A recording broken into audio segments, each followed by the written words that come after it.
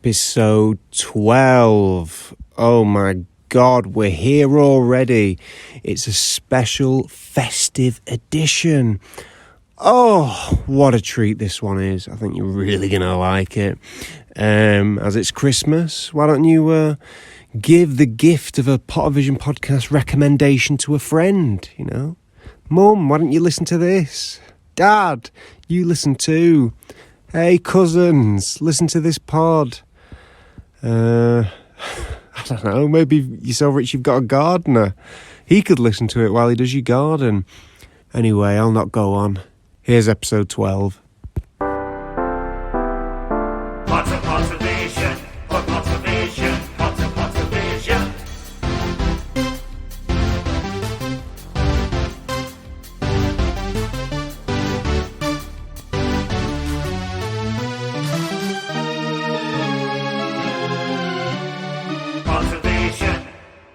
Hello and welcome once again to the Pottervision podcast, where me, Lukas Kirkby, and my lovely Pottervision boy, Tom Lawrenson, we look at and analyse and dissect a chapter from the Harry Potter books. This week we're on chapter 12 and it's the Mirror of Erised.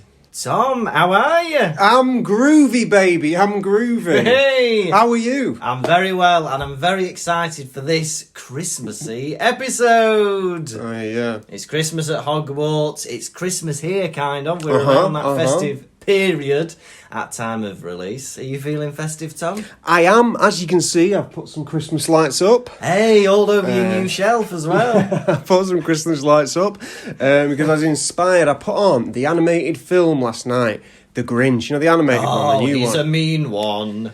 You know it. Yeah. And put it on and regretted it because it's a children's film, not that stimulating for an adult man such as myself. Yeah. Oh, is it not? Is it Benedict Cumberbatch that voices the Grinch? Yeah. How about you? What have you been up to? Well, I don't know if folks remember at home, but a few weeks ago, I had a go at me mould and me damp. Do you remember me telling you? Do I? I almost cut it out the edit.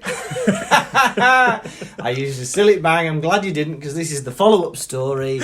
Got rid of it all with a Sillet Bang, but now, 3 or 4 weeks later, it is back with a vengeance. Yeah. It is horrendous. It's worse than ever before, and I suspect it might be to do with a leak in the chimney. It could cost hundreds, if not thousands of pounds to rectify. And where's this? Is he chasing the bathroom? No, it's all on one side of the house, and it gets worse when it rains. And I've also got leaks coming through the fireplace as well. Oh my God. Very scary stuff. But I'm saying this in the hope that in a few weeks I'll be able to... Santa Claus will bring you some damp proof for Christmas. Fingers crossed, Kirkby boy. Yeah, well, you know, if he's coming down that chimney, he's going to be wet. So good luck to him. What have you been up to this week, Tom?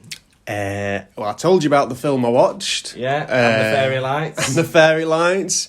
That's it. Hey! I got nothing. Yeah, been trapped inside, working from home, staring in the mirror, wishing I was dead. Well, let's hope we can get that black dog off your chest with this episode.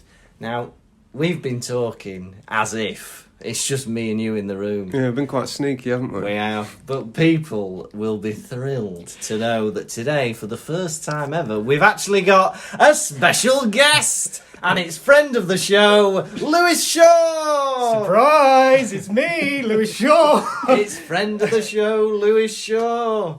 Can I just thank you guys for having me on? I'm a massive fan of the podcast, and may I say you guys are looking fabulous. Absolutely excellent.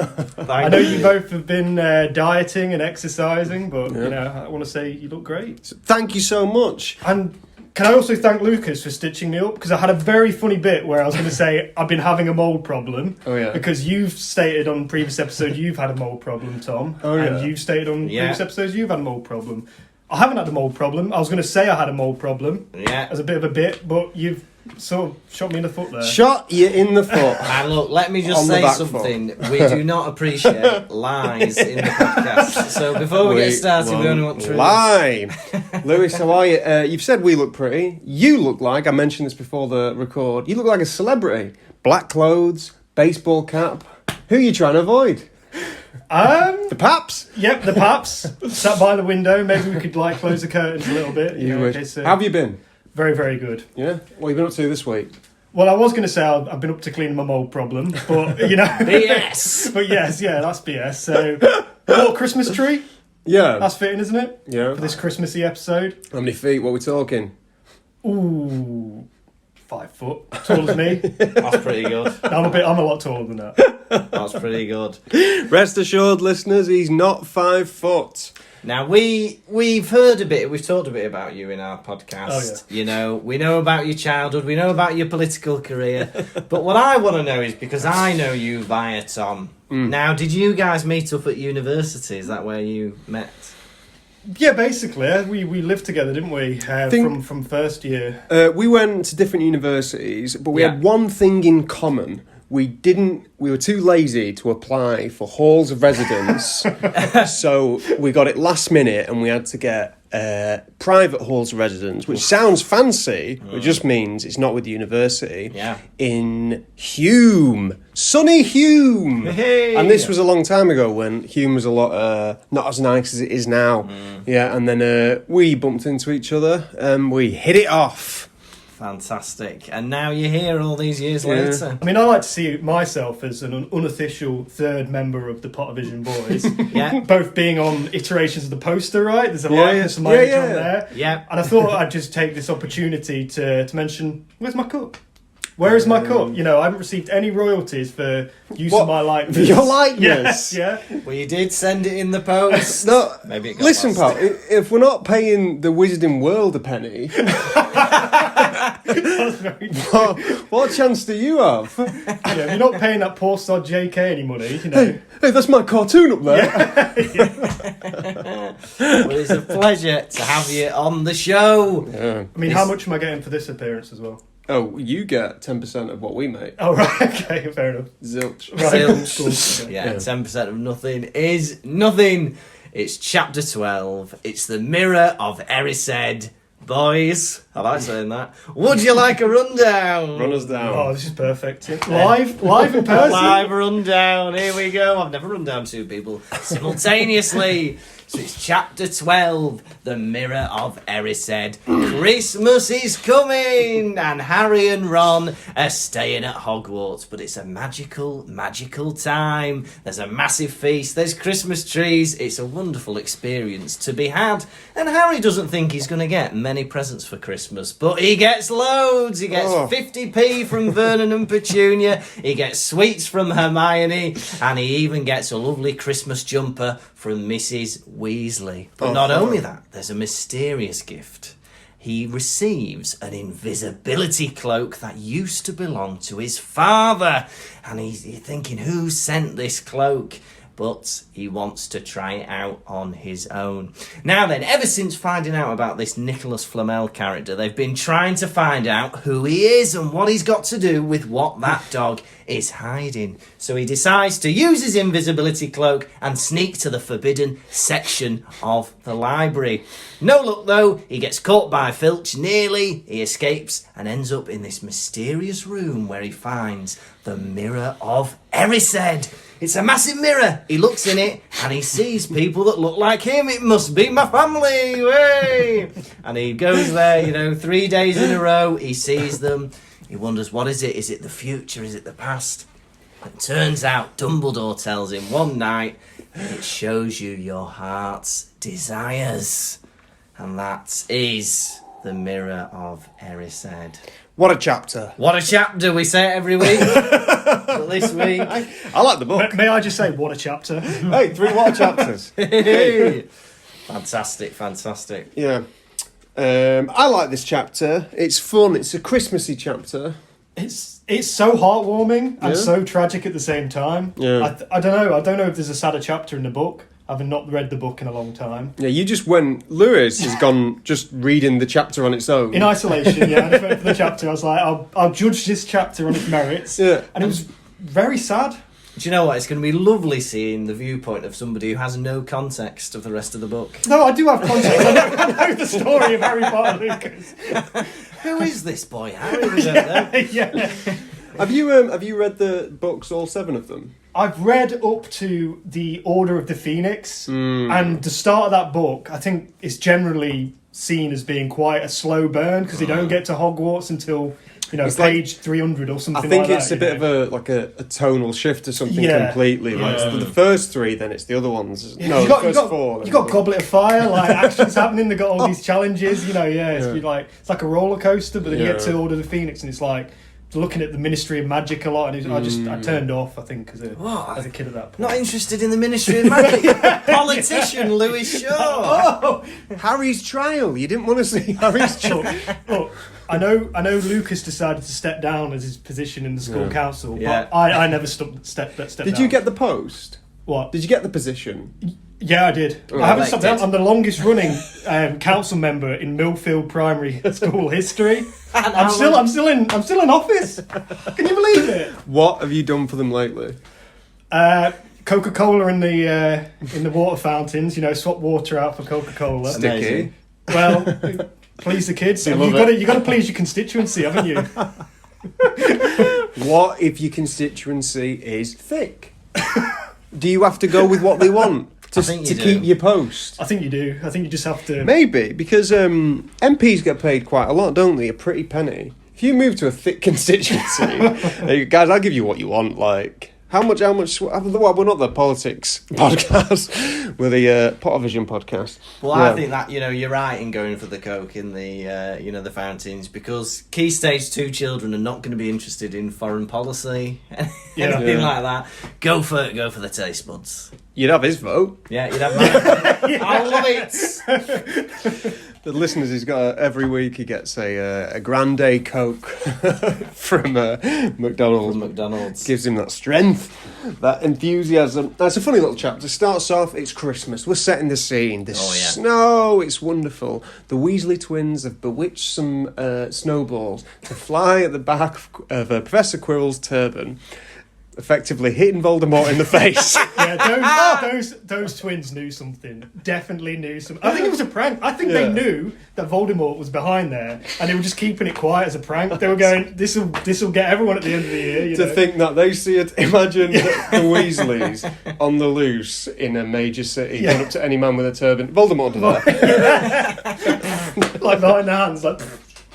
Also, the humiliation. Imagine being the world's most powerful wizard and having to put up with just having snowballs thrown at you for a week. Just take it. Do something, Quirrell. Yeah. Times are changing at Hogwarts. Yeah. A lot of students it's cold. A lot of students are going home. Some of them are staying. Draco is still his nasty little self, but I'm feeling, beginning of this chapter, he's losing his wit a bit. Yeah. So he's saying, hey, I think they're going to replace Harry with a wide-mouthed bullfrog on a secret Quidditch team. And even his mates are like, what you on about? He did well in that match. He won the game, mate. He did really well. And he was like, no, he's still an orphan. All right.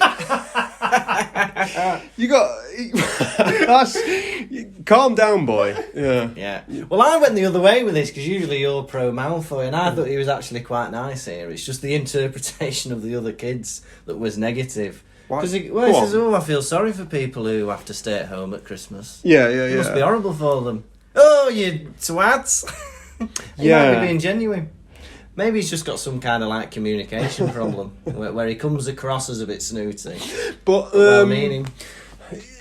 Yeah, possibly. But I kind of think we know he's being a little snide. Yeah, Alright, fair enough. he's being right snide. But just when I began to think, right, he's lost it. He hasn't got the humour anymore. Oh yeah. He comes at Ron when he was helping Hagrid. Oh, he eyeing up his gamekeeper position yourself for when you leave. Gamekeeper's a good job. Hagrid, he can get away with everything, can't he? Yeah. If you think about it, he can get away with anything in that school. Hagrid, like Dumbledore, will go off for months at a time. Yeah. It's like, buddy, in some of these books you got lessons. Yeah. But his job description as well, he's keeper of the keys and grounds at Hogwarts, and also the school vet. Yeah. Because at the beginning he's nursing owls back to health. To send them back out into a snowstorm. Come on, it's your turn. Back out you go. You got to do your job. We need the post. Get the. Back out there. Don't send me back out there. Please, no. Please. It's the equivalent of that World War One thing if they had shell shock, and it's like, right, you're either going back in or it's the firing line for you. Yeah. We've lost 5 already. Get out. Get back in. That's so funny. Yeah. This snow is wild, but Ron, he's not come off that favourably in the chapters up to now, and this chapter doesn't change it. No. So Draco makes a little snipe at him. He goes, "Oh yeah, I reckon Hagrid's hut must seem like a palace compared to your house." Yeah. Ron dives at him. He's using someone. He's like making a nasty little joke. Yeah. Which give Draco. It is funny. That is a funny joke. To say that someone's shack is probably nicer than your whole house, that's a funny thing. But to use violence, I've got to say, I know, yeah. I'm completely with Professor Snape in deducting 5 points. And 100%. do you know what? Words don't mean anything. Unless it spells. Yeah, completely true. Don't say any little insult about his house with a wand in your hand. I do agree with you, because, Hagrid's compass is all over the place as well, his moral compass, because he's backing up Ron, dissed his family, didn't he? Yeah, he deserves a smack. You're an adult. Yeah. Not only are you an adult, you're a 10-ton adult. He has this strange, favouritism with these 3 children, and we mentioned it last week. He doesn't meet anybody else in his hut. Just these 3 kids. Later on, Harry gets a present from Hagrid. I don't think Hagrid's bought anybody else a gift. Any other student a gift. I wouldn't want Hagrid's present. I don't want to spoil it, but I would not be accepting it. Hagrid gets him a whistle, doesn't he? What is it? A flute? Hand-whittled whistle. Hand-whittled whistle. Flute. It's a flute. Something like that. He's made himself. He's whittled it himself. No, boys, that's beautiful. I don't think the school are paying him if he's having to make a present for him. No, come on. He's a craftsman. Well, Harry could tell he's done it himself. I mean, this is obviously, an amateur's work. But still, what I'd want to ask Hagrid is, have you had your lips on it, pal? I reckon he has. Have you give it a quickie blow? Because... it sounded like an owl, did it? Well, I suppose... it did, actually. And I suppose... A dying owl. Yeah. Harry and Ron, they need to get a life. Because after this little incident with Draco, Ron says something like, I'll get him one day. Yeah. For having a pop about you being poor, mate. Yeah. You got... Yeah. You know what? You've got a lot of things that... He's got no siblings, Draco. Yeah. You've got loads. I reckon he's so jealous of that. Yeah. I'll get him one day. Yeah. And then Harry joins in. I hate him. I hate him and I hate Snape. Yeah. Why? And they spend the rest of the day plotting how they can get Malfoy expelled. Get on with your own lives. That is funny. Yeah. I'd like to say I can guarantee that Malfoy isn't talking about them. He is. He definitely is. I mean, he's got 2 really thick mates, hasn't he, Malfoy? Yeah. Yeah. You think he wants some good friends, don't you? Some intelligent friends. Yeah, he wants someone that he can bounce snide little jokes off. Yeah. That's kind of why me and you became friends too. Nasty little squirms. Oh yeah, we're a lot nicer to each other now. Definitely. Yeah. But I can guarantee that Draco is at home and his dad is lay on his belly in front of him going, what's Harry like? Hearing all about it. Yeah. Whenever points are awarded or deducted, it's always a multiple of 5. 5 points deducted, 5 points to Gryffindor. Yeah. What would get you 1 point? Or 2 points or deducted? Because I don't know, it feels like this is point inflation, where points are going to be meaningless in a few years, where 1,000 points for this or 1,000 points for that. If it's 5 and 10s, it might as well just be 1 and 2s. Yeah, exactly. You might as well shrink that ratio down, order 1 point and 2 points. Yeah. Do the teachers have any stake in which house wins in the end? Well, that's the thing as well, because you can tip the scales, can't you? I mean, being a man of government. Yes. Yeah. It's rife for corruption, isn't it? If Snape's, edging his bet for Slytherin to win it 6th year in a row. Well, that's the thing, and McGonagall as well couldn't look Snape in the face when Slytherin beat Gryffindor at the Quidditch. Oh yeah, so there must be some stake in it. Yeah, some personal. Yeah. I think maybe Hufflepuff and Ravenclaw aren't winning that offer, maybe.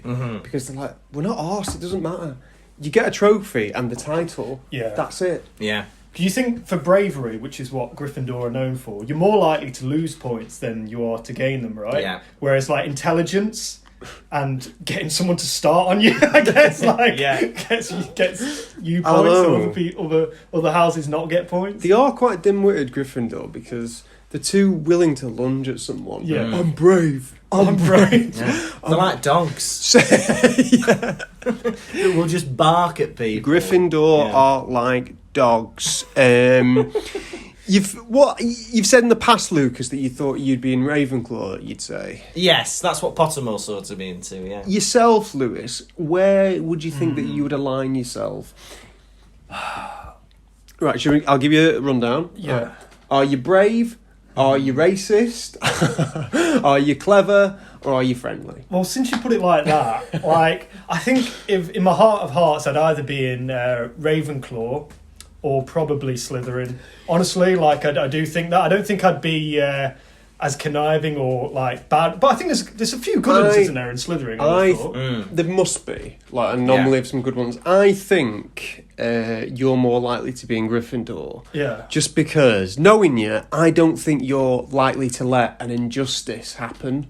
Right. If you think I'm going to call them out, if you're likely to call someone out, if you saw someone littering, you'd go, "Oi!" If it was a kid, at least. Yeah, right. Yeah. If it's a big bloke. No, big bloke, leave it. Yeah. Kid, oi. So I don't think... You reckon Slytherin litter, or do you reckon they're so fancy that they're all like... Do you reckon they've got class? I can see more Ron littering than Draco. Yeah.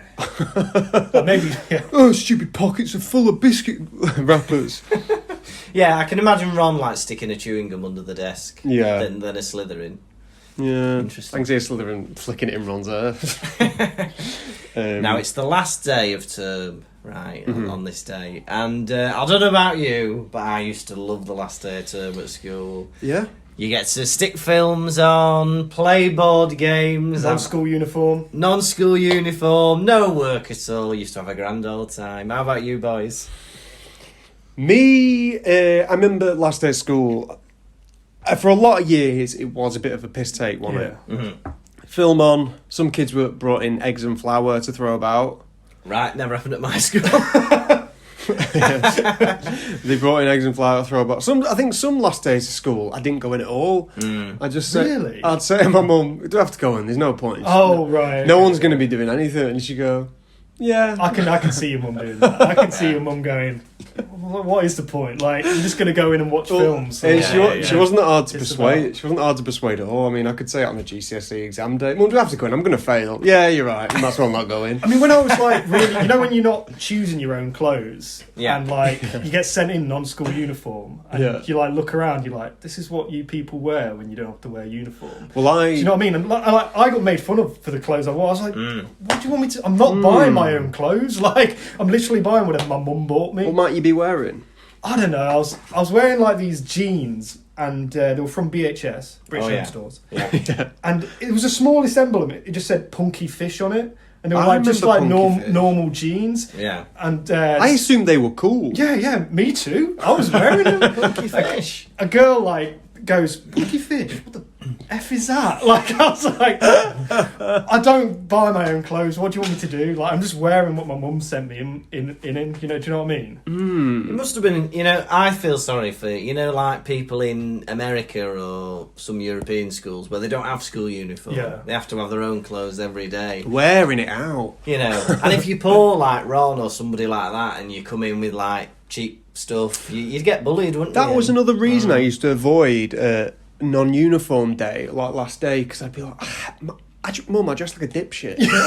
Yeah. Like, in year 8 or something, you're like, I've got a T-shirt that says "Happy Boy" on it. I've just thought of something that happened to me on the last day of school. This is the last day of my GCSEs, so massive. It's the end of signing school shirts as and all that. So we sat in assembly. They had this big assembly at the end, and there's rumours going around that the teachers come in and pie people during assembly. So you're like watching your back, going, bloody hell! Like these teachers come in masks, with paper plates with shaving foam on them. Yeah. Right? I get pied in the face. I did not accept that is non-consensual. Non-consensual pieing. Yeah, pieing in my face. And then Where'd you you look stand on round that? and you realised you actually had a pantomime. Without a doubt in my mind, you've definitely been shaving foamed in the face, haven't you? 100%. Yeah, through doing pantomime and stuff. Now it's shaving foam. Back in the old days, we used to use whipped cream. No, you didn't. Yeah, we used to use whipped cream on a thing like cream pie, right? And it was horrid. The smell of cream would be in your hair for days. You'd have to wash it and wash it and wash it. And now we go for the less smelly shaving foam, but you got to be careful because it can sting your eyes. And it just tastes worse as well. And it tastes worse, yeah. So there's a few downsides, and as well with shaving foam, like cream can become liquidy, whereas shaving foam you can get a good bit of volume coming out of your head. Yeah, you can, when it's you smashed give in. it one of them with your eyes where you wipe them away, like windscreen Yeah, wipers. windscreen wipers, yeah. Like- But the trick is for anybody who wants to pie somebody in the face, don't hit them hard. If you hit them hard, it splats everywhere. The pie doesn't remain on the face. You want to do it moderately. Tom, are we still recording? Yeah. So my method to you is quick to start, and as you near the nose, slow down. So funny. And then leave the majority of Oh, the cream. who's that coming from the other end of the playground? That looks like Lukas Kirkby. He's grinning and he's coming at me slow. Do you know what? I think I might leave. Here he comes. Look, boys, you don't understand. In a scripted pantomime situation, they know it's coming. Join, has there ever been a scenario in a pantomime Yeah. where you and another character have got whipped cream faced and then, like puppies, have licked the cream off each other's faces? Never. But who knows? Next year, next Christmas, it might well happen. Maybe they'll switch it to cream. I only say that because once we had two puppies, Yeah. our family, and we give them a tin dog food each, and then once they'd finished each of their bowls, they licked each other's faces. I thought it might be a similar scenario. No, pantomime is nothing like dogs. But yeah. Alas, yeah, it's Christmas morning. Hey! Come down, Harry. Yeah, and Harry's a bit shocked. He goes, I've got presents. And Ron says, what were you expecting? Turnips? No, Ron, I was expecting nothing, because I'm an orphan. I think Ron is like trying to get funny like Malfoy. Yeah. I think he's Malfoy's had the better of him the past few times. I think maybe he's trying his like kind of sarcastic remarks on Harry, but they're not quite landing, are they? Is this before or after they have like Christmas dinner? This is before. This is before It Christmas must be dinner, before, yeah. yeah. So it's first thing in the morning, I'm thinking. They're Yeah. having the presents. The perception I'm getting from Ron is, I was like, I really relate to this now. Ron is one of those friends that you have as a child that you think's great. Yeah. But when you tell your family about them, they're like, this kid sounds awful. He Yeah. sounds like a proper little...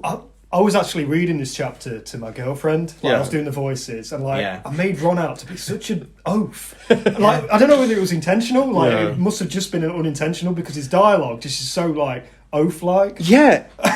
The I don't know why. Can you read it? Can you read Ron as like I don't know if I can even find a bit with his dialogue in. Can you read him as like a bit pleasant at all? No. No, you can't. You can't do it. And the word is right that you've used there, Lewis. He is an oaf.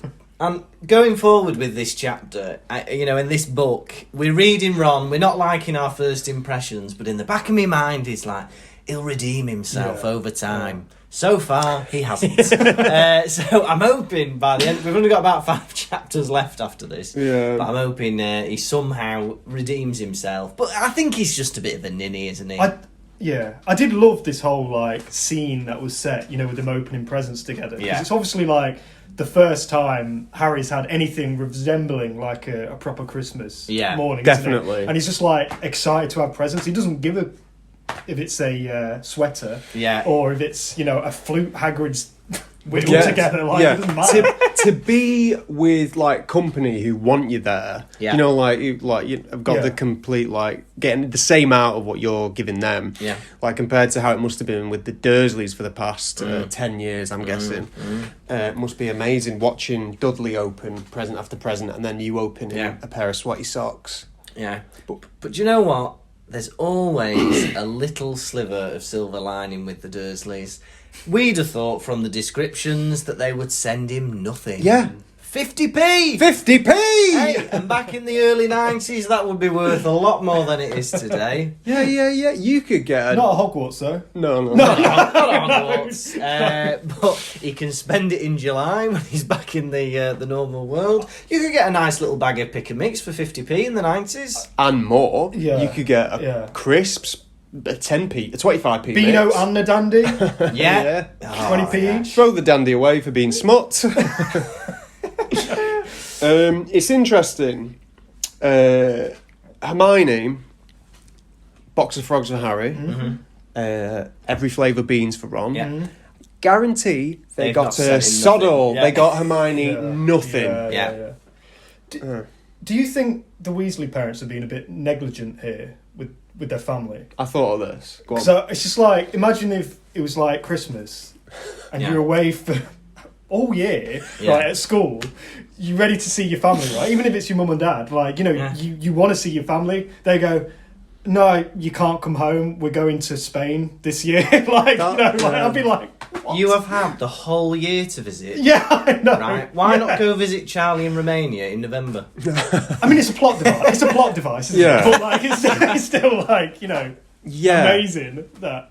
I was thinking that. I remember the first time my parents went away sometimes at Christmas. I remember being a teenager, not caring, or like delighting in the misery of it. Yeah. Like being in a house. Once for Christmas, I made myself a disgusting tuna pasta meal. Oh, yeah. On Christmas Day. On Christmas Day. And just thinking, look at me. Like, just feeling sorry for myself. But in a way, that was present enough for them got so much delight in that, you know, self-pity. What a gift! Thank you, gift. Mum and Dad. Can I ask you guys a question? Yes. Please. What's the worst Christmas present you've ever received? And I know a lot of your family, you know, may listen to the podcast. Yeah. So, you know, be as truthful or even if you don't want to give an answer, you know, I'm happy with that. Worst Christmas present. While you're thinking, I've got one. Go on. Not necessarily the worst, but the weirdest, because to this day, I do not know what it was or what it was for. So, one year, one of my auntie and uncle got me this thing, and I don't know what it was. It was a brick, and attached to it was a plasticine man.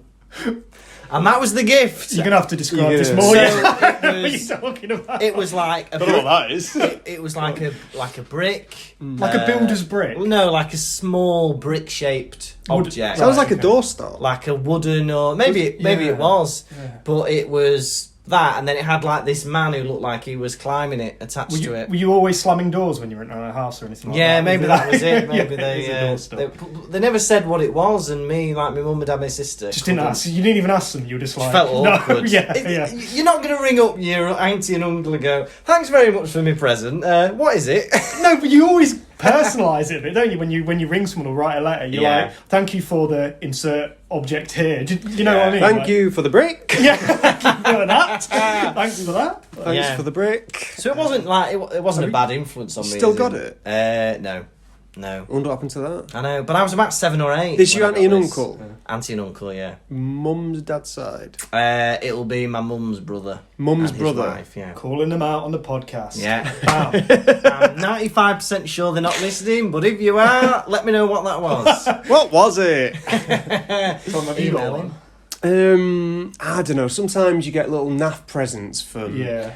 Sometimes, if you've got a grandmother that's got a lot of grandchildren, Yeah. there's a good chance you're not going to get You just get like some Pringles or like a box of Fox's biscuits or something a like that. pen or something. You know, Yeah. like a pen from like Pound Stretcher or something. Oh, like. yeah. It is funny because when you do get something like that, you just like, you don't really mind, do you? You just like Whatever. whatever. Like, you know. Whatever. My brother is the king of bad gifts. Great. And one year he bought me like 3 books, size of your fist thick. So 4th, 5th, and 6th in the series. So without the first 3, just bought me these. You know, it was a foot deep in text and words, and that was it. I was like, thanks. Cheers. Did you ever buy the accompanying series? No, it was like an obscure fantasy novel to do with like dragons and stuff like that. You know, I can't remember what exactly it was. Another year, he bought you a jar of. Oh yeah, Dolmio's pasta mix, and like because I was at uni and he bought me like a 5 kilogram bag of pasta. It was the white, wasn't it? It was just a lasagna sauce. It wasn't even lasagna sauce. Yeah, it was just a lasagna topper. That was another year. And my dad bought me a Serrano ham. Yeah, great. Yeah, I'm like, so what an effort to get this prepared. Did you ever crack that boy open? It's still in my cellar. Is it okay? Serrano ham, you know. Do they keep? I have no idea. There you go. There's only one way to find out. At him. As you were telling that story, I have actually once someone did give me the 4th book in a fantasy series. Yeah, it's just it was him. I was just giving him out. I tell you what I once got, right, and this was a couple of years ago. Work Secret Santa, right? Oh, I got 20 of them then. Right, but listen to this, right? Work Secret Santa. A $5 we agreed. Everyone's paying a $5 for a present. Yeah. Okay. I get my present. I open it up, not in front of everybody, but I don't think I was in when they did that. I open it up and it's a tie. It's a bit cheap looking, a bit plasticky, but I think whatever. They bought me a tie, right?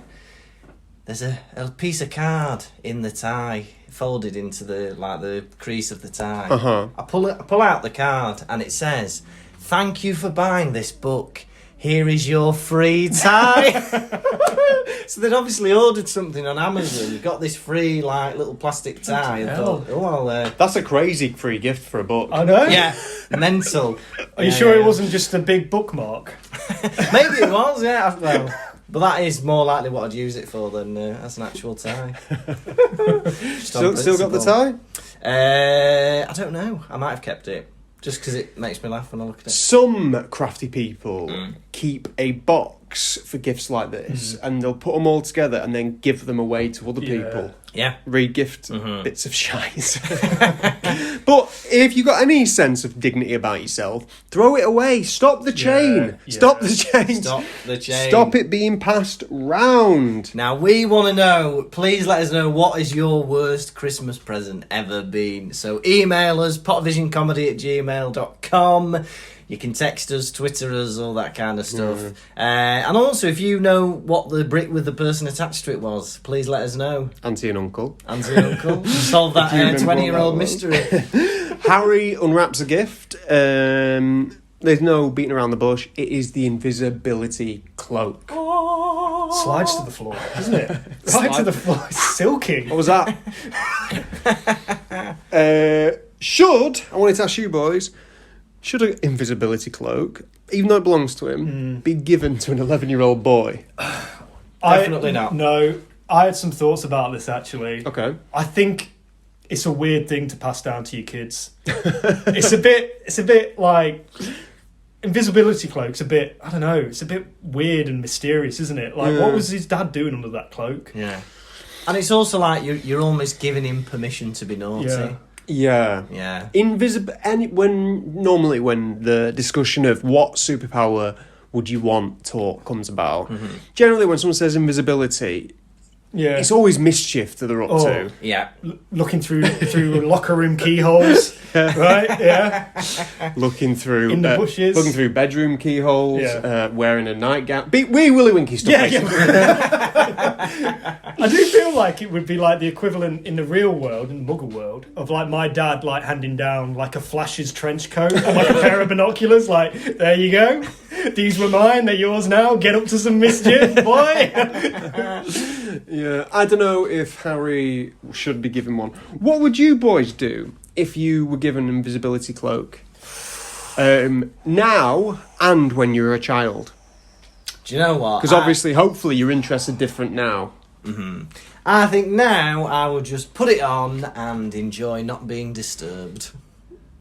think I just... A lot of people disturbing you? Yeah, all the time, trying to read a book. Putting it on while driving. Got me thoughts. Yeah, it's difficult to know. It's difficult to not think of something that isn't mischievous. Even as an adult, because it doesn't.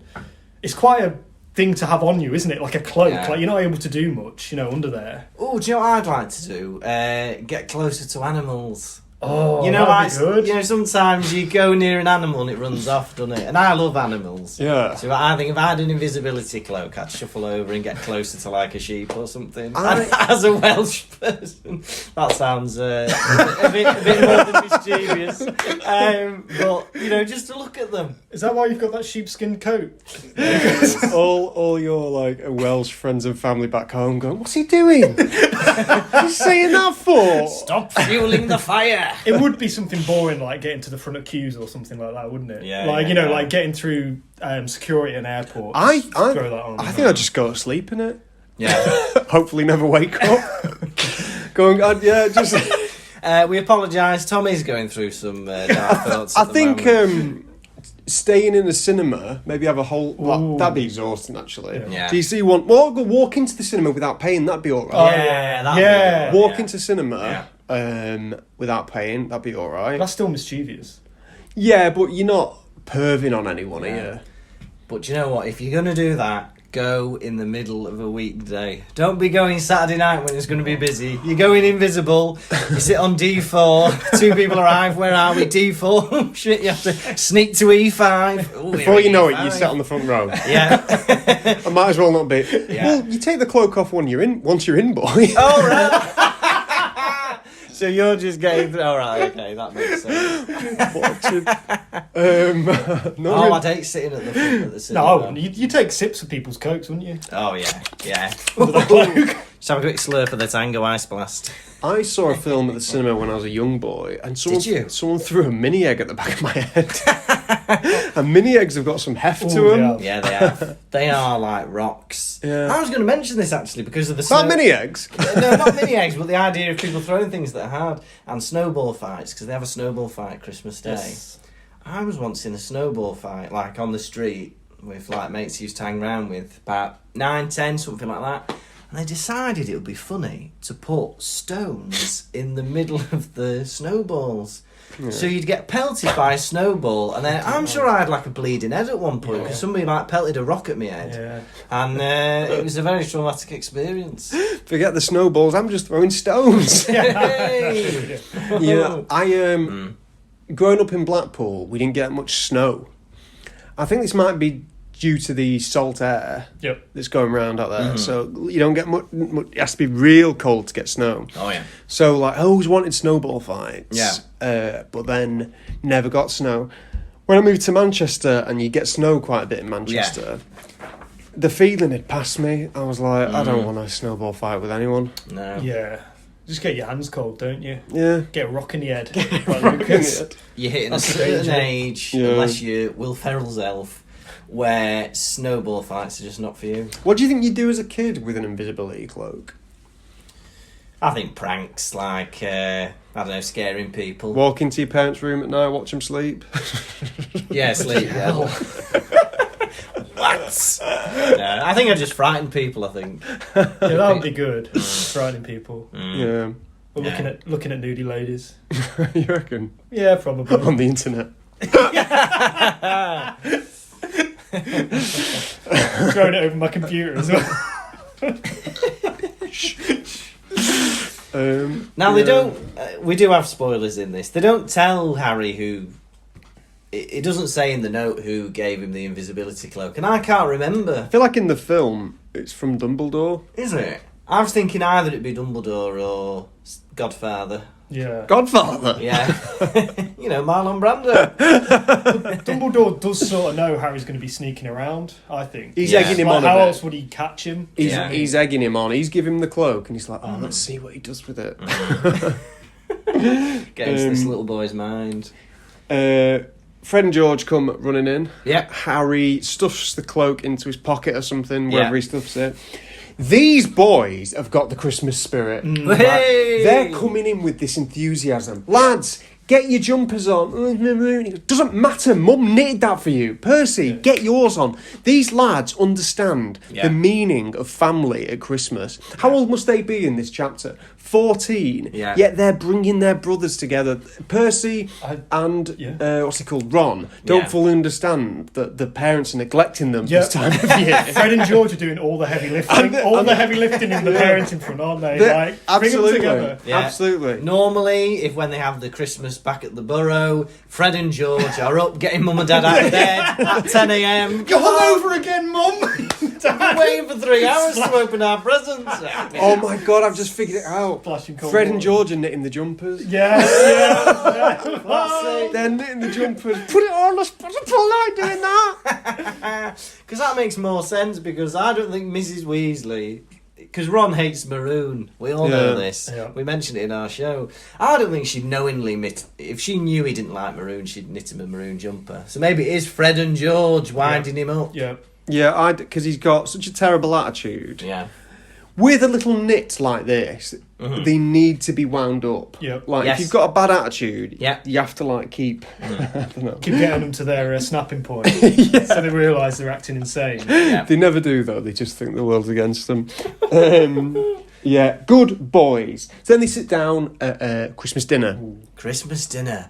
100 fat roast turkeys. You're a liar, Harry Potter. There is not 100 fat roast turkeys. There's about 10 of you there. Yeah, a fat roast turkey. I looked it up. A large turkey serves between 10 and 12 adults. Oh, my God. If they've got 100, they've got enough for 1,000 people. Well, Hagrid's having 2. Hagrid's having 2. We know that. He's drinking all the wine. But why are there 100? The excess of food waste in Hogwarts is insane. Because we find out it's not magic. It's not magic. It's not magic. People have to make that. They're killing turkeys. Yeah. Yeah. 100 turkeys slain Yeah. for little Harry Potter to fill his guts. Yeah, Hagrid, who on one hand is nursing these owls back to health, on another is slaughtering 100 turkeys. What must he be thinking, this man? You poor beast. Do you reckon any of those owls slipped in there? Hopefully. The ones that didn't make it? I reckon so. They've got long legs, owls, apparently. They have. When you lift up their feathers. Oh, they've got like long skinny legs like flamingos. So they've got Yeah. flesh and then like that little, stalky bit, whatever that is. Not much meat on an owl. I'd like to have one of them cooked. Hagrid, it says in the book, Hagrid is drinking cups of wine after wine and demanding more wine. I don't even think she need to write that, because I was like... We knew it. He was red in the face, he's Yeah. pissed, and he kisses Professor McGonagall on the cheek. Inappropriate. Huge swing. Yeah. Huge swing, Hagrid. You're she employed by likes it. Hogwarts. She likes it, she blushes and she giggles. No, she's saving face. She didn't want to embarrass him. The Yeah. amount of women who must have had a kiss on the cheek off some oath and Yeah. then just gone, ha. Yeah, got back home, whipped out their quill, letter to Dumbledore straight away. I hope you're right. I hope you're right, because I want to see no more of this subplot. Did you not want to hear any more about their romance? He can get away with anything. Yeah. Get away with anything. Untouchable. Now they're at the table and they have these wizard crackers. Nothing like the feeble muggle crackers. Forget it. The rubbish Forget ones. those muggle crackers. I love how shit muggle crackers are. Compared to what he describes, these wizard crackers are overkill. Yeah. Yeah. Deafening people at the dinner table. Boom! I'm covered in blue smoke. Oh, live mice. I now own mice, do I? After pulling this cracker, I now have to look after mice. Your mice is in my suit. I love how they're dissing the crackers as well, but they're happy to take a holiday. They're happy to take a muggle holiday and go, yeah, we'll make it better. Yeah, You take the muggle holiday, but... There's no mention in this chapter of our Lord and Saviour Jesus Yeah, Christ. definitely not. There's no speech by Dumbledore about the true meaning of Christmas. They are taking all of the capitalist elements and exploiting them. They'll eat our turkey, but they will not pull our crackers. They will not pray to our Lord. Now then, I've got a couple of Christmas surprises with me today. Okay. And one of them is, I was waiting for this moment because I have brought some crackers that I thought we could pull. Hey. Hey, Okay, now these are from Sainsbury's, and they cost me £6. They're dinner crackers. Oh my god! wow. Edible? Are they edible? The crackers themselves are not edible.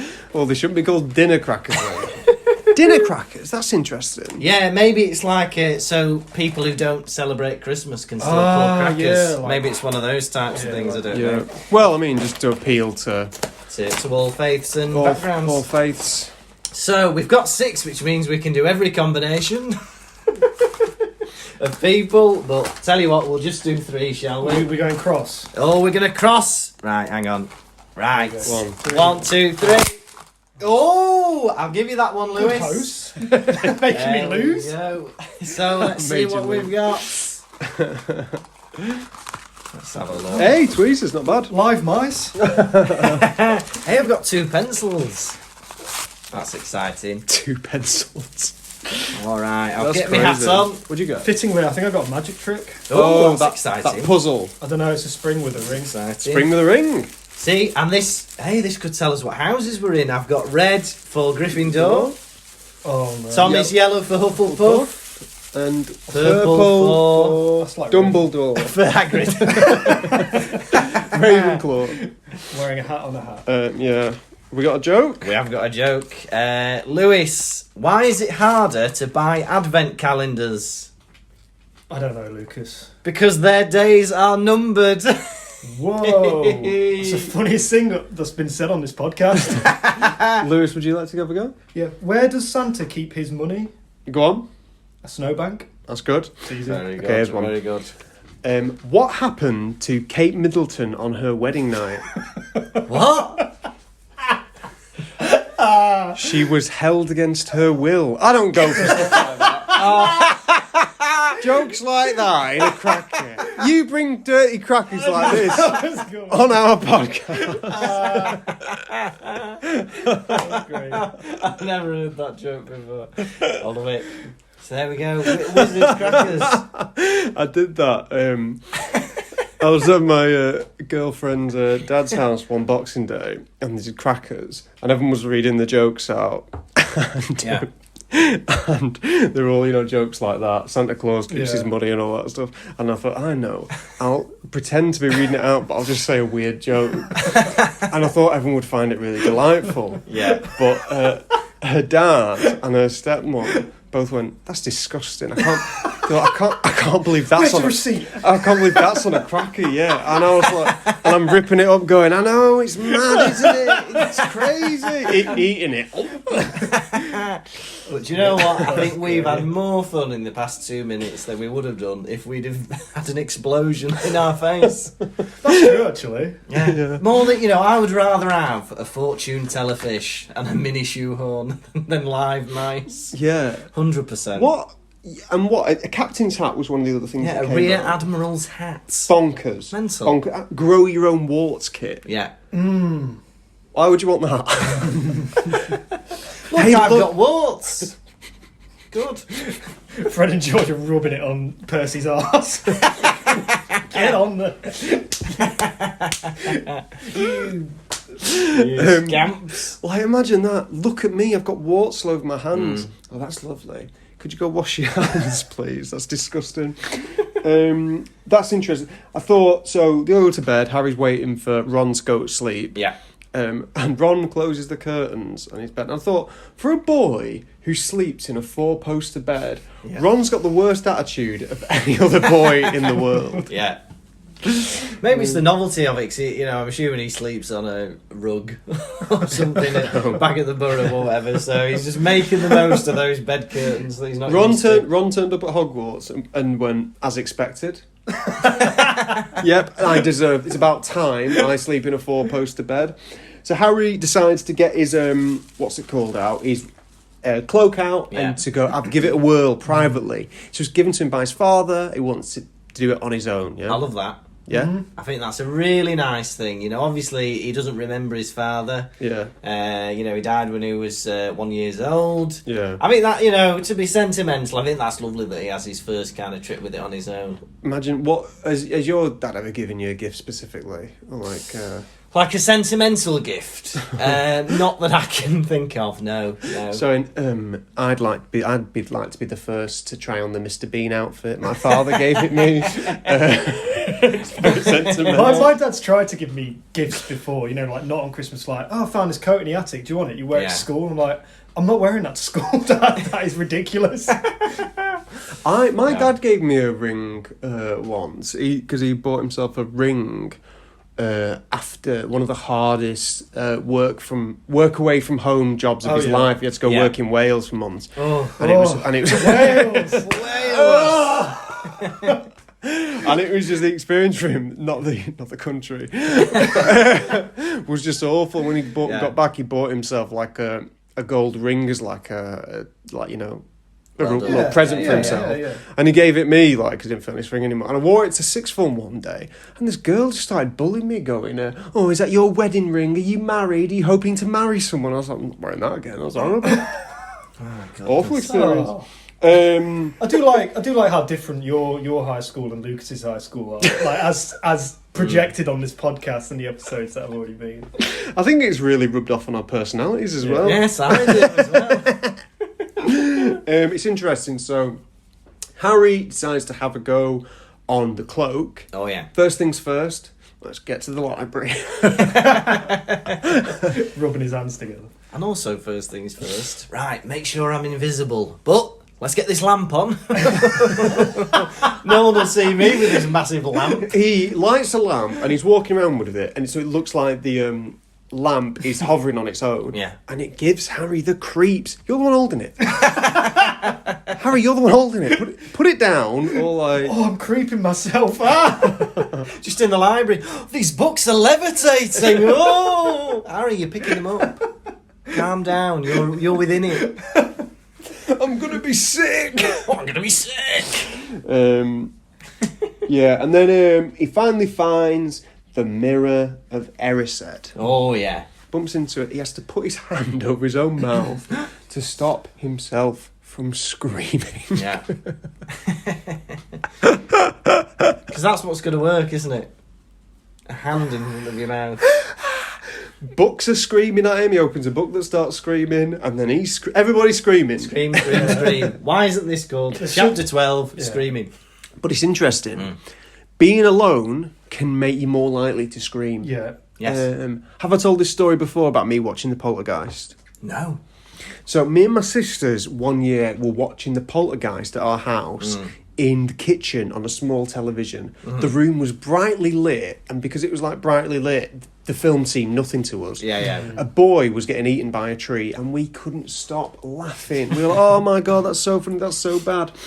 A couple of years later, I'm home alone, and I see Poltergeist on telly. I go, "Oh, this old funny film, let's put this on." And I'm sat in the living room with the lights on, Yeah.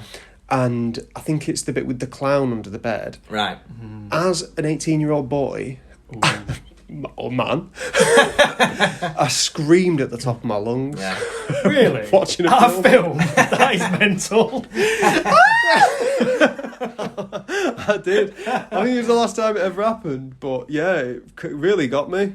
But it must be like a thing where, like if you shout or if you swear, it makes you feel better. It must be something like that with screaming. That must be the benefit. Yeah. Or is it a thing of, I need help, somebody hear me screaming and rescue me? I think it's like an evolutional thing. Yeah. Like you said, if you're scared, you scream so people around might hear you and come to your aid. Maybe. Yeah.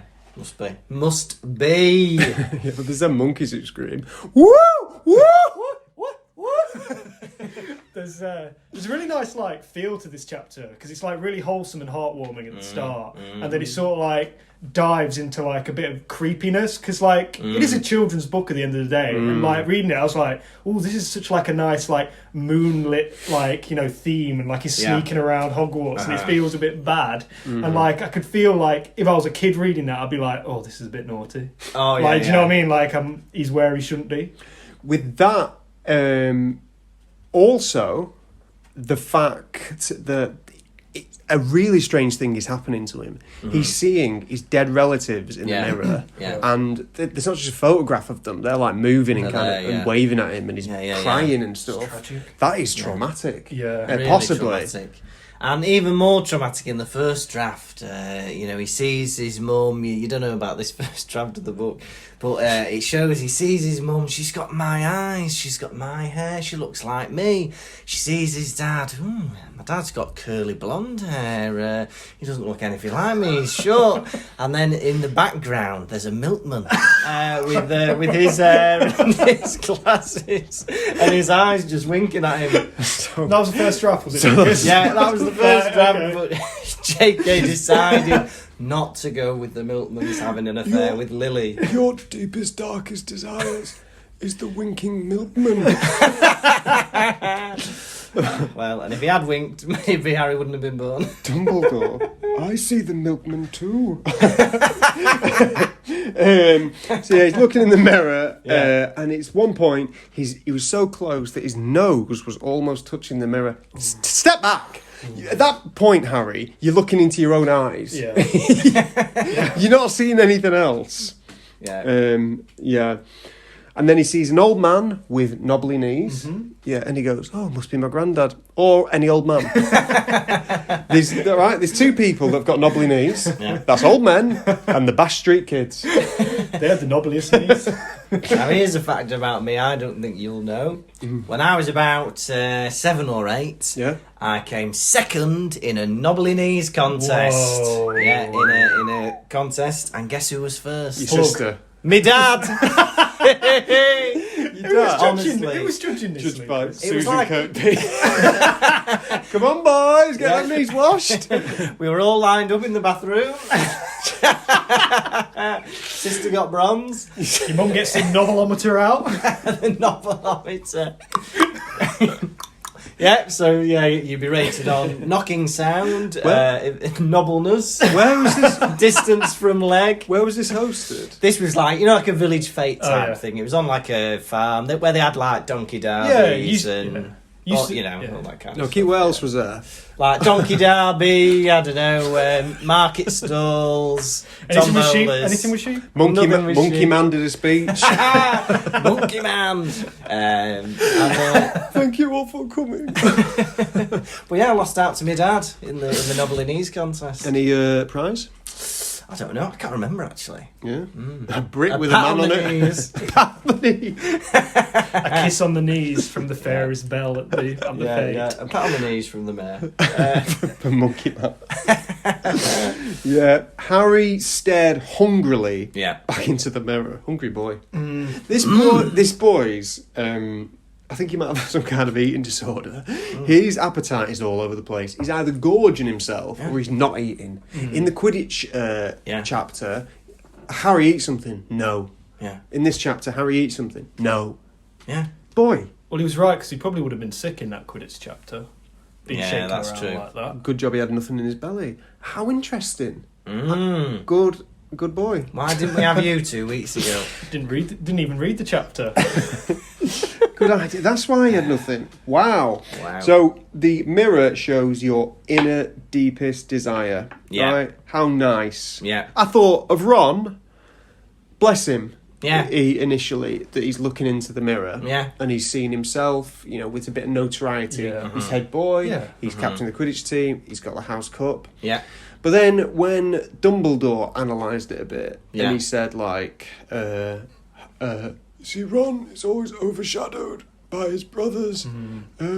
In the mirror, he more or less wishes they were dead, so he can have all the glory of himself and not have to compare himself to them. It's like Harry, the boy who has nothing. He's rich in nothing. He's got money, but he's got nothing. Wishes for family. Ron, who's rich in family, wishes he had no family. Who's around you, Ron? No one.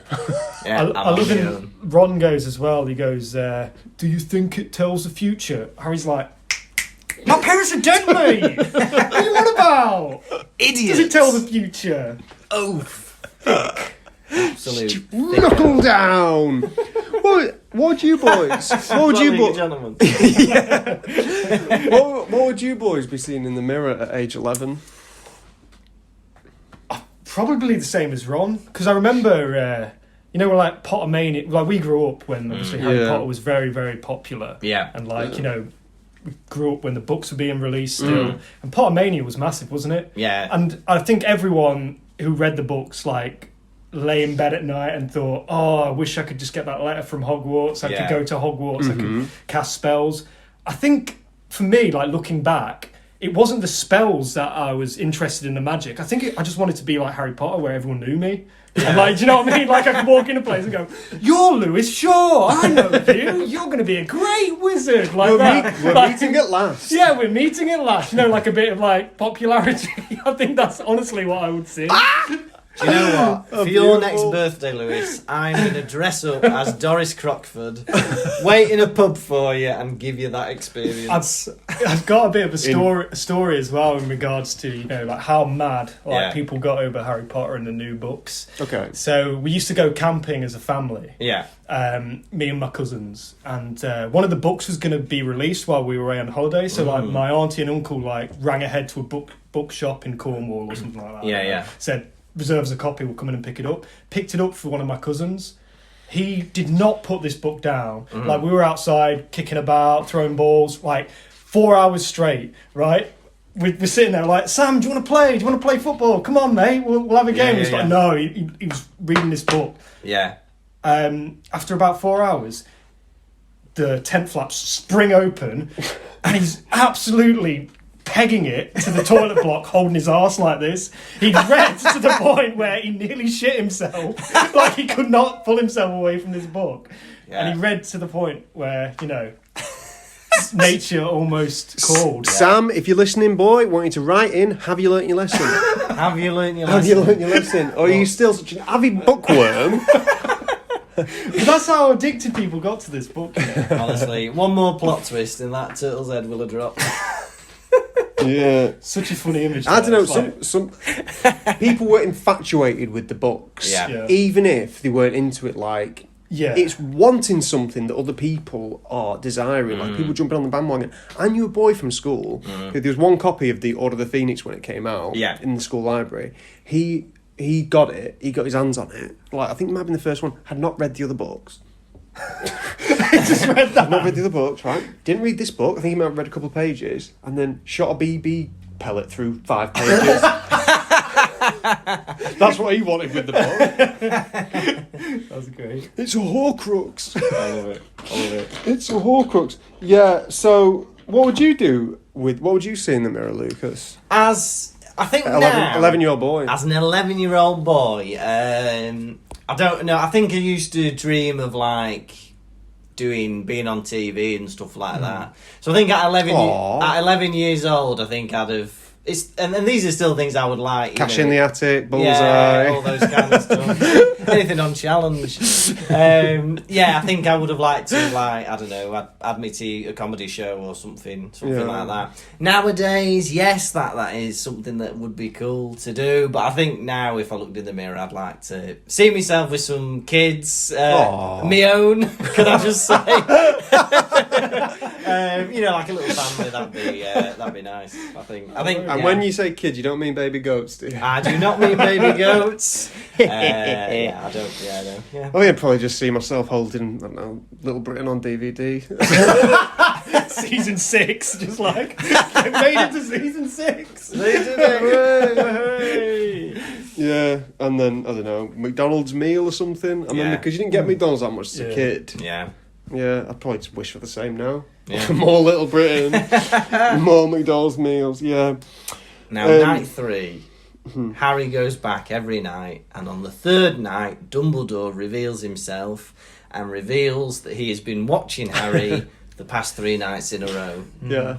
Off to bed, Albus? No, I'm just going to spy on the 11-year-old boy that I've been watching for the past 3 nights. What? Where's your cloak, then? Well, some wizards don't need cloaks, do they? Like me, Albus. Tapping his nose. Yeah. So I don't know how I feel about him watching him. 3 nights in a row. Yeah. Maybe one night he sees what he's up to, and then Would parents be comfortable knowing that the headmaster can turn invisible? And what else is he watching? I think it's more of the fact that, like, he portrays that this mirror is really, really dangerous, doesn't he? He's Yes. like, no more of that mirror, Harry. We're getting that mirror away from you. Like, if you knew on the first night, it's like a head teacher wouldn't have, like, a room full of heroin in his school and then go, like, yeah, here's the heroin. You can have it for 2 nights, but we're taking it away after that. Watching him use it. Yeah. Look at him shooting up. You'll wither away. You'll ruin your life. it's exactly that, isn't it? Yeah. He loves it. He loves it. Look at him. Because the mirror is addictive, isn't Yeah, it? yeah. It's addictive to sit and watch there, and he's just letting him getting hooked Get on the it. feel, yeah. Dumbledore describes the mirror. He said some people have gone insane by like staring into it. Yeah. What would you have to be looking at, to send you into a booty so jiggly? I cannot comprehend. I wish it existed. I thought the jiggle would stop, but it didn't. It just kept going. That is one jiggly booty. Who's watching that? Is that Neville Longbottom? I think That's me. I think Tom was lying about his mirror revolution. That's me. Isn't What, it? what do you see in the mirror, Tom? The WAP music video. Yeah.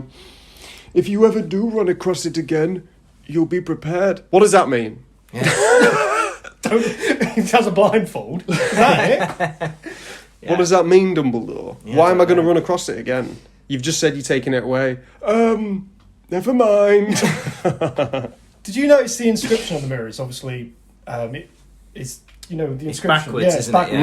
Yeah. It tells you what the mirror actually does. Like, Yeah, so I encoded that because it's not just backwards, but the spacing. encoded Well, you it. know what I mean, decoded, whatever. Because it's not just backwards, the spacing is wrong as well. Because if you turn it backwards, it still doesn't make sense. the until words you, aren't like- split apart in the right way, are they? Yeah, exactly. I'm assuming she's done that so it reads better backwards, yeah. if that makes sense. Erised straeru oit ubi kafru oit on wosi. Keep it English, Lucas.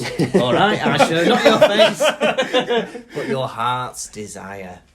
Yeah. What my favourite bit of this chapter. So Dumbledore says, so Harry goes, so it shows you what you want. And he goes, not quite. It shows you your deepest, darkest desire. Then Harry goes, what's your deepest, darkest desire? We're not that close. I know yours because I've been peeping. It's the milkman. It's the winking milkman. I love him. And Harry only realises it was a personal question hours later when he's in bed. Yeah, that was quite impersonal, that. I reckon Hagrid knows Dumbledore's deepest, darkest desire. And that's keeping why a he's job, yeah. why he's employed. Yeah, that's why he's employed. He's got some dirt on Dumbledore. 100% he does. Yeah, and Dumbledore knows Hagrid's. He's not. He's an alcoholic. He's And a alcoholic. sex pest. Yeah. Don't tell anyone, Dumbledore. Again, everyone's oblivious. No one's going to figure it out. An interesting theme, this chapter. It's Christmas, it's gifts. Harry wants nothing, he gets one of the most valuable gifts on earth.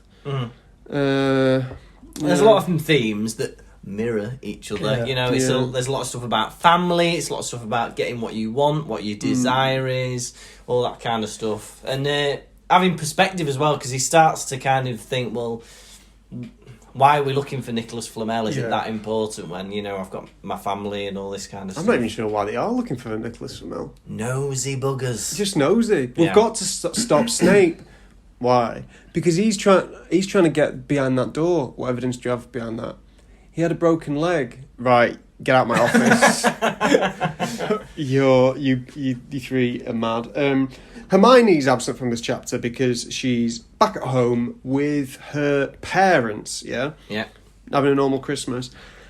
This is the first time she's seen them since leaving to go Yeah. into the magical world. Yeah.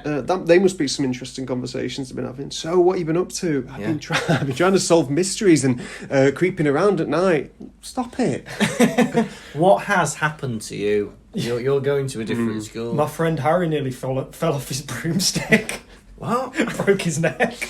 And as well, because they're both dentists, you know, I don't think they'd be advising Hermione to be giving sweets out as Christmas presents. What have you bought Harry? Chocolate frogs. What have you bought Ron? Bertie Bott's every flavour beans. Well, it's bad for your teeth. What have they got you? Nothing. Oh, God. it's depressing. Sad. Right. Yes. Lads. How many out of 500 Christmas turkeys Yeah. are you giving this chapter? Lucas, start with you. Out of 500, this is very interesting. Yeah, go on. 500 fat Christmas turkeys. Do you know what? I love this chapter. I love Christmas. It made me feel all warm inside. Christmas Day. I like that we get the whole Mirror of Erised. I think is a cool concept.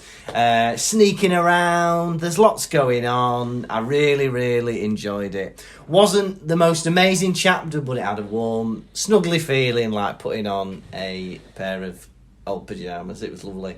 I'm going to give this, out of 500... 436 fat turkeys. Ooh, that's a lot. They call that Hagrid's portion. Mr. Shaw, what are you thinking?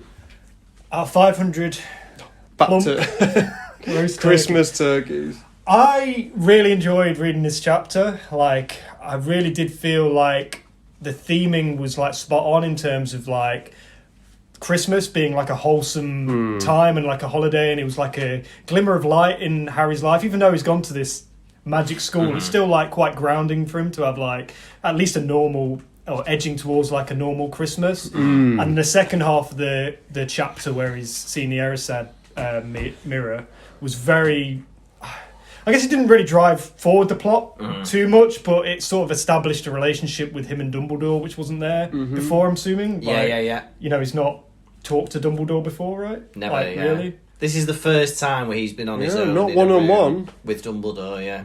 So obviously you do get the impression that Dumbledore's maybe taking some warmth or some, you know, a liking to Harry Potter. So, and it did make me want to read on as well. Like, I read the chapter and I was like, bloody hell, this is well written. Like, I could read again. I know it's like young adult, but like it's still like really interests me. You are a young adult. Oh, I am.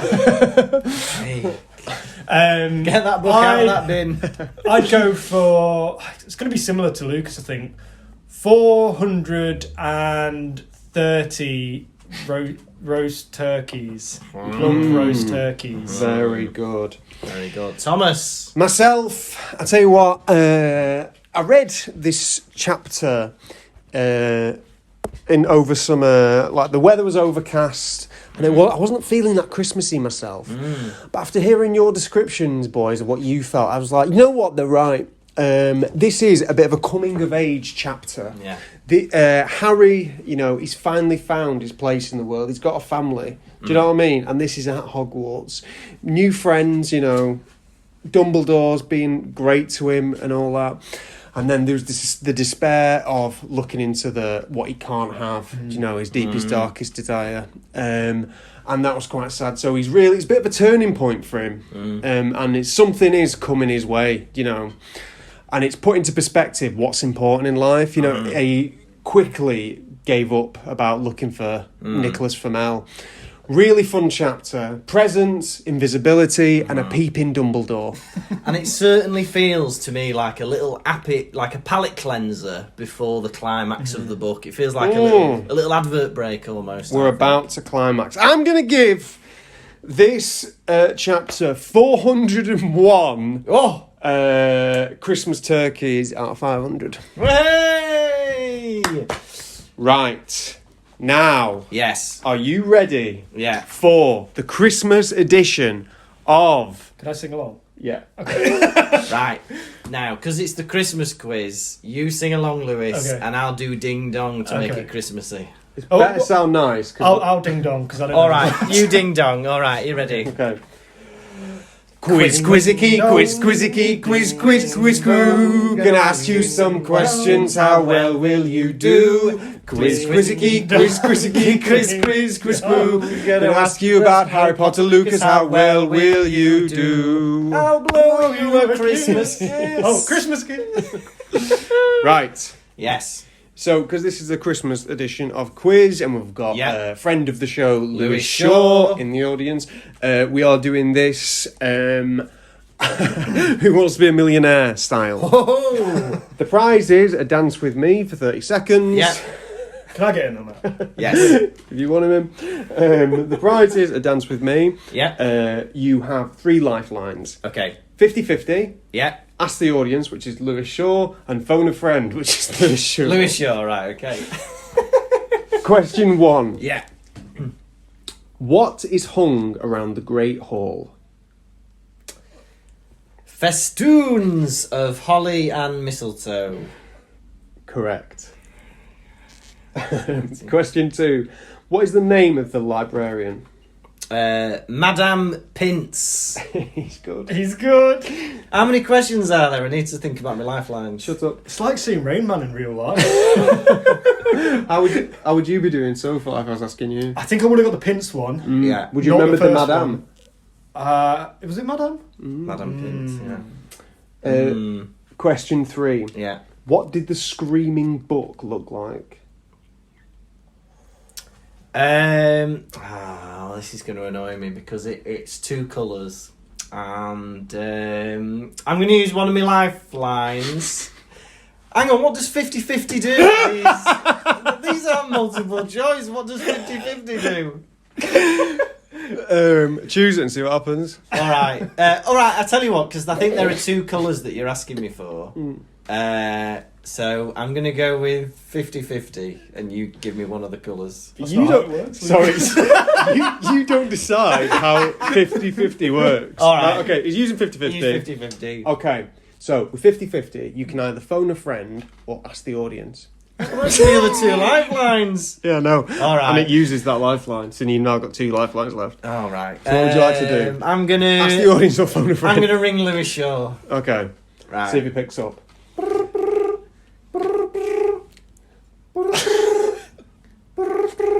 Hello. Lewis Shaw, you're live on Quiz with little baby Tommy Laurie. I am. Yeah, you've got Lucas here and he needs your help, some help on a question. Lucas needs help on a question. Yeah. Usually a right swat of these. Right. He wants to know, what did the Screaming Book look like? Well, I remember there was a blood-stained book just before it. I'm thinking maybe green. Maybe one of the colours was green. What do you Okay. think, Lucas, about that? No, you're wrong. Okay. Yeah. Well, what other colours have we got? We've got brown, red. Right, hang up. This is no good. I should have asked the audience. Right,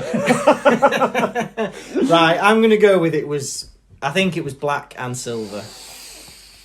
He's correct. Yes! Come on. Your lifeline paid off. Your lifeline. I've wasted 2 of my lifelines. Right, go on. Okay. Question 4.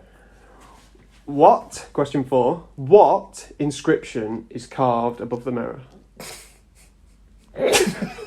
Can I say it backwards? No. Oh, no. Can I use a pen and paper? No. Oh.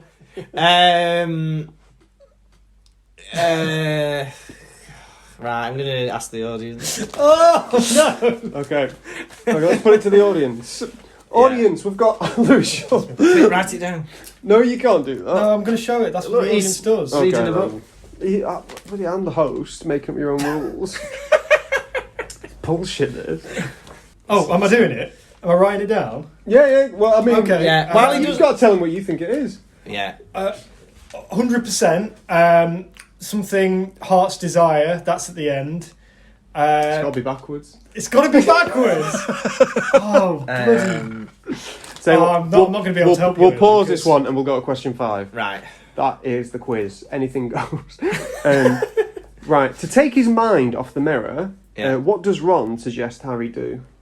Either a game of wizard's chess or go visit Hagrid. Correct. Was it not think of like an old lady undressing? I thought that was... Have you been reading the first draft? Oh, yeah, that's it. I've been reading that. So, do you know the backwards inscription off heart? Erised.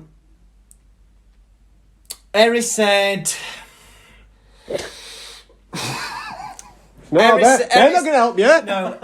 Erised, Stra, Eru.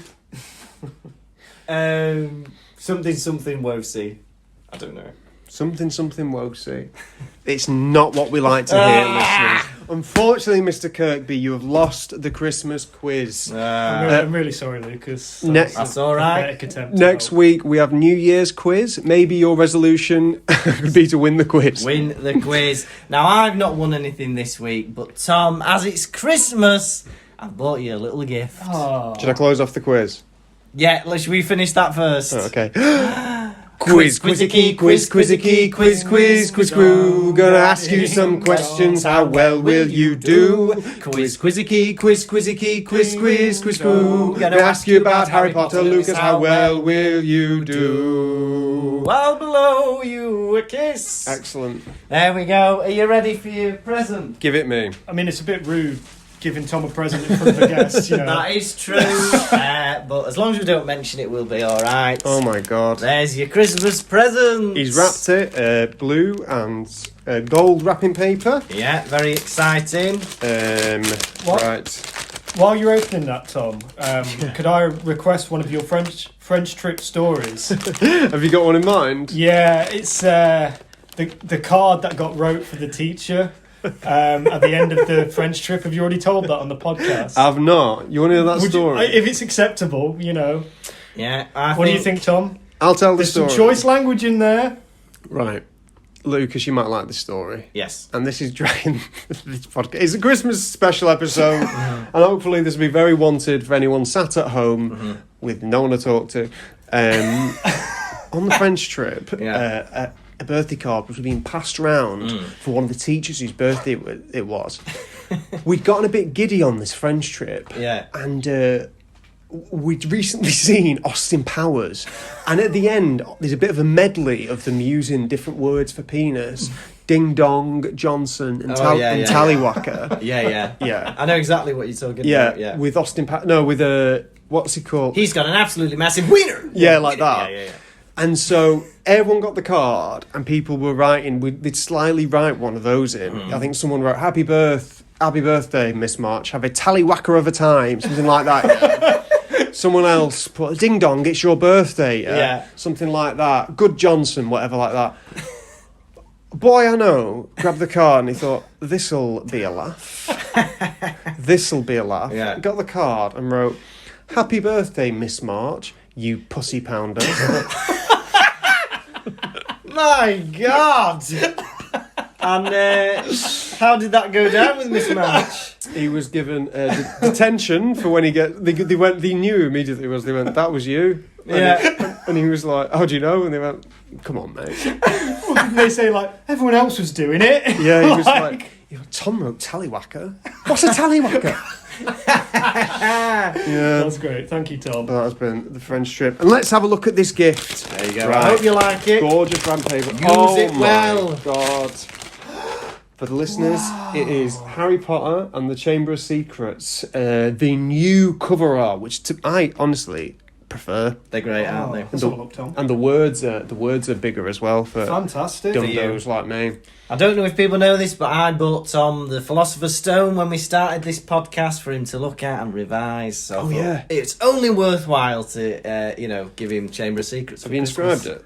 No. You'll have to do that at my presence in a minute. All right, I will do. But this has been the Pottervision podcast. And can we just say thank you so much to our first ever special guest, friend of the show, it's Lewis Shaw. Thanks a lot, guys, for having me on. Had a great time. I mean, we went on a lot of tangents, didn't we? We did. It's been an absolute treat. We'll have you back in the Chamber of Secrets. We'll let you pick whichever chapter you want. Very good. But it's been the Pottervision podcast. As always, please like, share, rate, review, all that kind of stuff. Pottervision.com. We're on iTunes, Google Podcasts, Spotify, Amazon Music, all that good stuff. you can find us. I've been Tom Lawrenson. I've been Lukas Kirkby. I've been Lewis Shaw. You'll be sure to vote for Lewis Shaw in your student council election. Catch us next week for chapter 13, Nicholas Flamel. Pottervision. But that is not the end of this Christmassy show, as we've got one final segment. It's Hedwig's Droppings. We're not referring to owl poo. We're not referring to plorpins. We mean the messages you send in when we refer to Hedwig's Droppings. So we have a Santa's sack full of lovely Christmassy messages. But before we get to them, we'll start off with just some generic questions we've had from people. Now, the first one, Tom, is from our friend KCJ. It's Kevin Caswell-Jones. Oh, we'd love to hear from him. We'd love to hear from him, just to know that he's well and able to use technology. Now he tells us at Pottervision on Twitter, how would an end of term Hogwarts fete look? Now I was thinking about this. The first thing that came into my mind was like the bit where you have to dunk the teachers into a tank of water. Oh yeah. I think it'd be funny to throw a ball at a target and have Snape descend into some gunk. Yeah, and his robes fly up, and you can see his bloomers underneath the water. Yeah, is that who you'd like to dunk then, Snape? I'd like to see. I'd like to dip Madame Hooch under. Oh yeah, she needs a laugher. I think she's a bit stony faced, isn't she? I know. After quitting after the first film as well. Do you know what? Get in the water. Get in that water. Get in the stocks. We're gonna throw some wet sponges at you.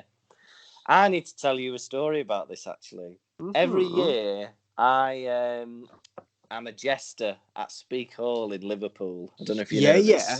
I don't know if you know this about me, but I dress up in my jingly hat and, I juggle and I sing stupid songs and I get the kids up doing daft things. And anyway, there's other things going on, so it's like a Tudor May Day weekend, right? So I'm doing that, and then there's other groups. There's Morris dancers, there's people doing arts and crafts, and there's always like medieval weapons people who do like reenactments and get kids to sword fight and stuff like that, right? Uh-huh. So about 4 years ago, they come up to me, they go, hey, why don't we do a little routine where you do your normal skit, you do your normal bit, and then afterwards we come in and say that you've not got a jester's license. And we put you in the stocks, and we let the kids throw sponges at you. So I was like, well, all right. That sounds horrible. Yeah, but I thought, well, all right, these men have swords, let's just do it. So whatever, it was fine. And then next year, it's the same people. Hey, let's do it again. But every year, it got a bit more extreme, right? Yeah. So they go, hey, why don't we get this woman to get you with a whip? Like this, right? So one year I'm there, right? This woman is whipping me on the back with this medieval whip, right? So at the beginning they're like, "Hey, we've caught him," and the kids are cheering, right? "Hey, should we get him with the sponges? Hey, how about we whip him?" And the kids are like, I don't know. And this woman's whipping me on the back really hard. And the kids are just very uncomfortable watching this scene occur. And it was a bit mad. And then the following year, I had this, like, radio mic. And they put me in the stocks. And I was like, you can't have them throwing water at me. I've got, like, an electrical thing around my head. And they were like, it'll be all right. And, mental. I had to, like, pull it off in time to be hit by a sponge. Oh my god! So that's the weird part. You did what these men said because they were the medieval weapons reenactors. Well, no, I did it because I just go along with things. I don't like to be awkward. But that's sad. I feel like I would have put my foot down and said, you know what? You can shove your fucking jester outfit up your fucking arse, and I'm going to take that mace and mace in your fucking head, and I'm going to do it. Can I have my day's pay, please? Yeah, you see, that's what I didn't do. Maybe I've missed the trick. But yeah, that's what a Hogwarts fate reminded me of, like being put in the stocks or, I don't know, guess the name of the teddy. That's a good question. I don't know what else we got in that mailbag? Hey, let's have a look. Well, we've got another message. This is on Instagram, and this is from Lucy Bickerton. So thanks for getting in touch, Lucy. Lovely.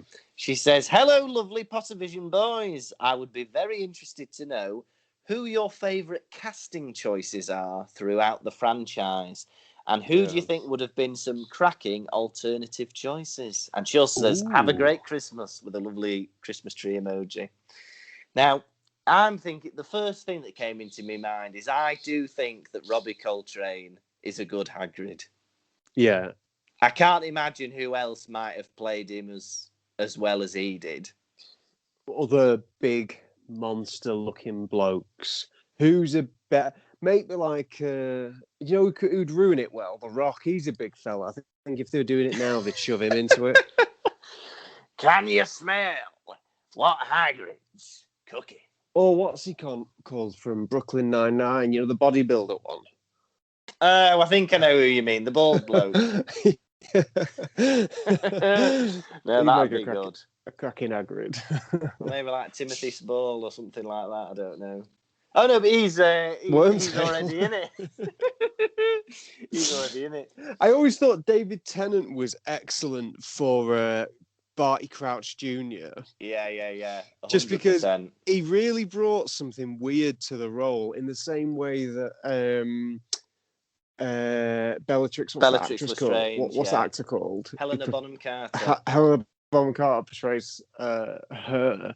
Like, he does that weird tongue thing, doesn't he? I think about that all the time. Hello, father. A bit like me in that respect. But the other thing as well is I remember with Dumbledore, I think Richard Harris was fantastic. And I think a lot of people were like, how can you replace Richard Harris? Who's going to be able to be as good? But I think Michael Gambon is fantastic as Dumbledore as well.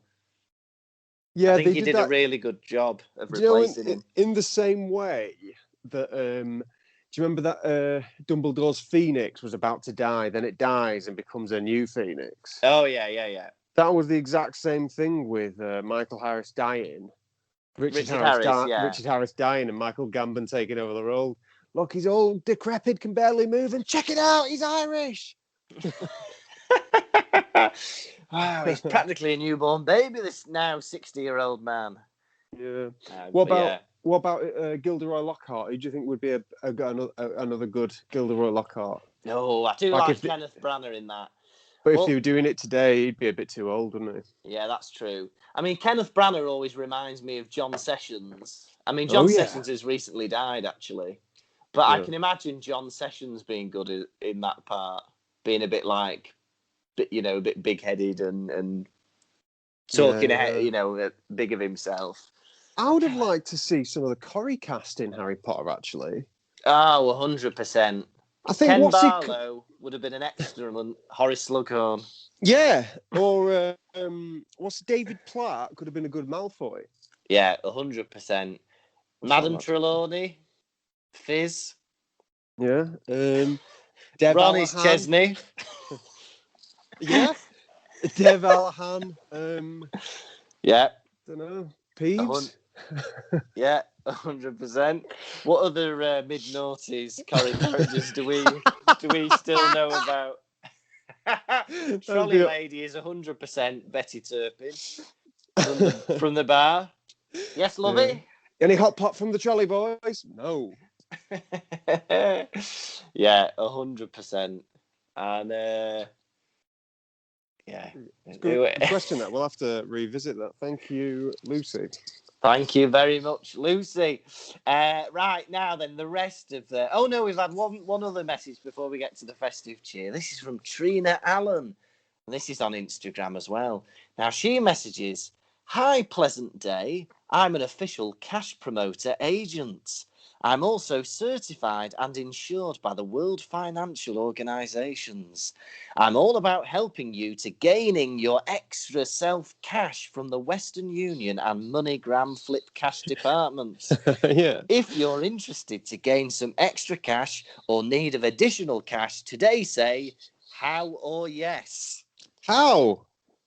Yeah, I'm going to message you about that, Trina. Thank you very much for getting involved. And if there isn't a Pottervision podcast episode next week, it's because we're filthy bloody rich and we've gone to live in the seashells. I hope so. So thank you very much, Trina. Please get back in touch with any more grammatically incorrect proposals. Now then, the rest of it is just good old Christmas cheer. We've had some lovely messages. Ginge Pixel said, "Happy Christmas. Your show has been a shiny golden snitch in the Deathly Hallows of 2020," which I think is a lovely message. And of course, we put a video out, didn't we, announcing, because we've not announced it officially on the podcast, we're going to be doing book 2. Well, at the end of this episode, you gifted me book 2. Oh, I did, yeah. So I guess it was hinted at. Yeah, there we go. So yeah, we're going to be doing book 2. And Soph Hunter 2000 says, "Yay! So glad you're going to keep the show going. Thank you both for adding an hour a week of joy to my life over the past few months. Merry Christmas." What a beautiful message. Really, really lovely. We've had another lovely message from from Toby Blees. He says, "Merry Christmas, guys. Myself and NSO personal training." I hope you don't call her that. That's just an Instagram handle. "Have absolutely loved the podcast and had some real laugh out loud moments. Keep up the great work and can't wait to hear the upcoming episodes." And Toby is actually my cousin, and I didn't know he watched this. Toby. Cousin Toby. So I'm glad you're enjoying the podcast, Toby, and all my love to Jake, Helen, and Mike as well. Oh, all right. And then we've had a couple more. We've had one more from Harry Potter Virgin on Instagram. I don't know if he's a virgin who likes Harry Potter or he just specifically hasn't had sex with Harry Potter. But it's Harry Potter Virgin. "Merry Christmas. Hope you're both wearing your Weasley jumpers and having a wonderful, weird Christmas." Oh. And we are not the jumpers, but we are having a weird Christmas. I like to think that he's calling Harry Potter a virgin. Yeah, that's true, isn't it? Yeah. Yeah. Only until virgin. At least until the epilogue. He definitely is. And then we just had a couple of messages on Facebook. One from Ali Ogilvy, who says, "Happy Christmas from butt smacking Ali." Yeah. Very sad not to have been spanked by Ali at the live Edinburgh show this year. But hopefully for 2021, we'll get a lovely spank from you. Keep them fingers on ice, Ali. We hope you're still doing those exercises so you're in prime shape for 2021. And our final message was from Simon Heath, who says, "Thank you, guys. Have a great Christmas. I'm loving the podcast." Oh. So what a lovely Hedwig's droppings and what a lovely Christmassy episode with friend of the show, Lewis Shaw. Hey. What a year it's been. It's been a pleasure recording this with you. We've got another episode. Do we? Is this the last episode of the year? This is the last episode of the year. The next one will be on the 4th of January, 4th. I think. And what a way to end the year. Woohoo! Pottervision. Thank you so much for listening to the Pottervision podcast. The music was performed by Jack Evans. If you've got any questions, comments or feedback, you can put them all on pottervision.com. Also, do us a favour. Please, could you like and share the show? Give it 5 stars and tell your friends. It'd mean a lot, please. All right, I know you will.